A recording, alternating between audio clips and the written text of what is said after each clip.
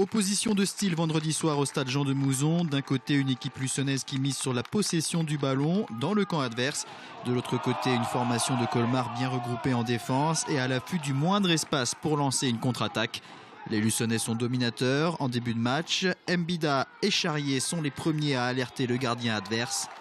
24e minute, centre de Charrier, frappe tendue de Ruot. Le gardien repousse le ballon dans les pieds de Mbida qui marque, mais en position de hors-jeu. 4 minutes plus tard, première alerte sérieuse pour la défense luçonnaise avec ce bon ballon de Touré pour Mouklil. L'attaquant colmarien ne cadre pas. Luçon multiplie les incursions dans la surface de réparation alsacienne, mais sans trouver la faille. Juste avant la mi-temps, la défense de Colmar sauve les meubles sur une reprise de Charrier tout d'abord, puis sur une frappe de Cissé. 0-0 à la pause.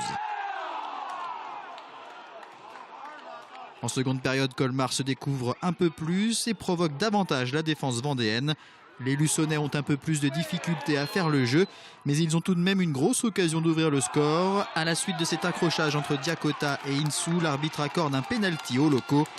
Pierre Germain se charge de le frapper, mais envoie le ballon au-dessus du cadre. C'est le 3e pénalty manqué par les Luçonnais cette saison. Le score reste nul et vierge. Il reste un quart d'heure à jouer et les Colmariens sont capables de décrocher mieux qu'un match nul. Anthony Martin doit s'employer sur cette tentative de Bourgault. Le jeu s'est durci, les deux équipes se neutralisent beaucoup plus au milieu de terrain et les occasions sont moins franches. Au lieu de frapper au but, Insou réalise le dribble de trop. Luçon se fait peur sur ce contre de Mouklil et cette reprise de Bourgault. 0-0 score final, une belle prestation des Luçonnais face à un prétendant à la montée.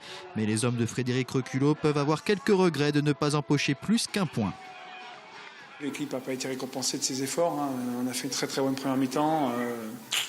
Il manque une fois de plus le principal. Maintenant, voilà, je ne peux pas forcément reprocher grand-chose aux joueurs. Il y a eu ces débauches d'énergie, il y a eu cette volonté de jouer comme on l'avait préparé. On n'était pas à l'abri d'un contre, on aurait pu se faire méchamment punir sur la fin. Ça n'a pas été le cas, heureusement, mais c'est vrai que sortir avec un 0-0 comme ça de ce match-là, c'est assez frustrant. Ouais. Au-delà du résultat, c'est surtout l'état d'esprit de mon équipe qui m'intéresse et de ce point de vue-là, je suis pleinement satisfait parce qu'on a essayé à chaque moment du match, bien évidemment, de bien défendre sur cette équipe de Luçon qui pratique un football de très haut niveau. Mais à chaque récupération de balle, d'aller vers l'avant. Donc c'est plutôt ça qui m'intéresse et c'est ce que je retiendrai du match. Invaincus depuis 7 matchs en championnat et toujours présents en Coupe de France, les Luçonnais prolongent leur bonne série. Une série qu'il ne faudra pas gâcher le week-end prochain à Brive lors du 7e tour de la Coupe.